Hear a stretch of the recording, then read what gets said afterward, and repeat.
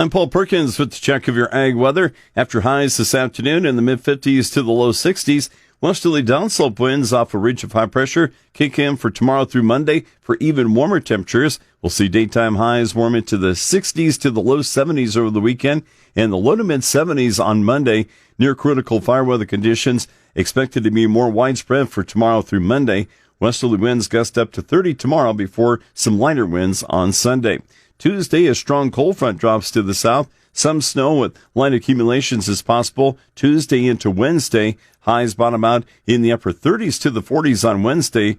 A ridge of high pressure leads to a quick rebound to highs in the upper 50s to the mid 60s on Thursday. For the long-term forecast, warmer than normal temperatures are expected to remain in the forecast Thursday through the first 7 days of March in Nebraska, Kansas, and all of the U.S. but the far west. During the first week of March in central Nebraska, daytime highs are typically in the mid to upper 40s.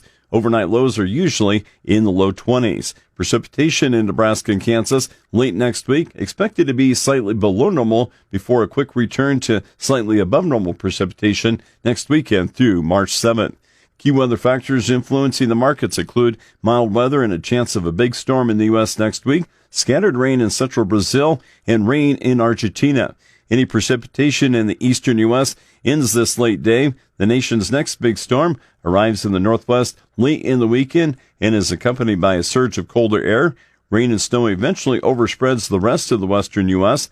Early next week, temperatures below zero may occur near the Canadian border from Montana to Minnesota.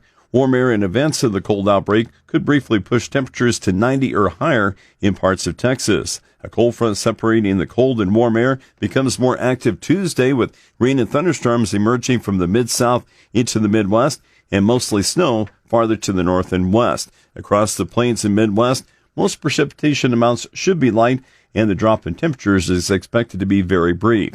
In central Brazil, heavy rains benefited second crop corn that's been planted and boosted the soil moisture. Rain in central Brazil is scattered this weekend before becoming isolated next week. Where rain is needed, southern Brazil expects heavier rain this weekend into next week. Towards Argentina, some needed rain moved across the south yesterday. Rain moving into northern Argentina this weekend kicks off a more active pattern that lasts through next week. Overseas in Europe, waves of widespread precipitation continue through next week across most areas, but especially in Western Europe. Temperatures drop across Western Europe, but only back to normal. Eastern Europe stays warmer than normal as winter wheat starts coming out of dormancy. I'm Paul Perkins. That's a check of the ag weather.